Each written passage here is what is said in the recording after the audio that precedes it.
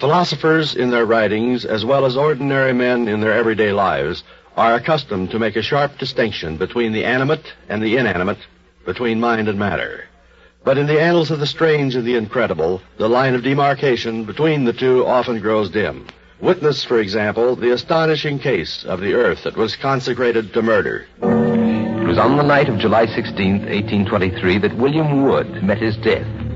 He had ventured after dark along the lonely road that ran between Manchester and his native village. And he had not gone more than a mile or so when... Hold a minute. Well, what is it you want? I think you know what we want. If you're referring to my purse, I'm afraid I must disappoint you. You hear that, men? Well, perhaps we can make him change his mind. Let him have it now. For all his courage, William Wood was no match for these three ruthless men. In less than a minute, they had pinned his shoulders to the ground and were rifling his pockets of everything they contained. I'll be able to identify you, every one of you. Well, in that case, perhaps we'd better make sure you don't. Harry, give me that club you're carrying. For God's sake, man, don't! No!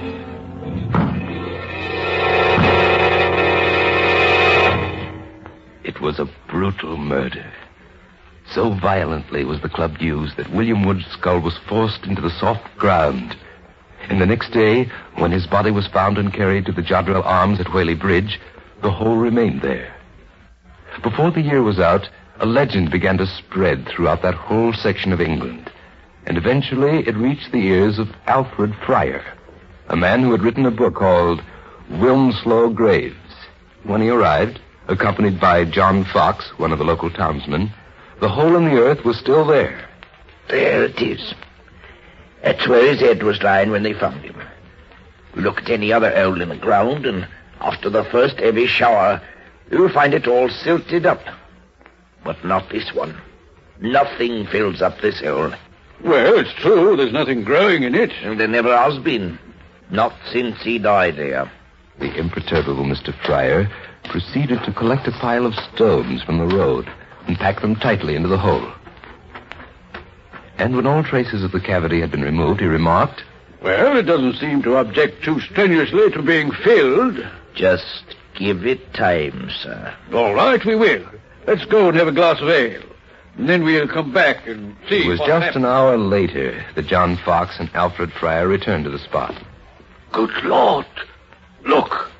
The sod and the stones. They're scattered all around the embankment.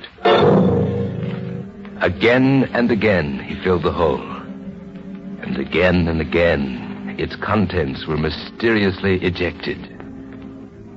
In setting down the strange story, Alfred Fryer made no effort to explain it. In the eyes of his readers, he would have seemed a fool to have announced that a lifeless, senseless piece of earth could be rendered barren by an act of murder that was perpetrated on it. And yet, how else can one account for this astonishing fact? A fact incredible but true.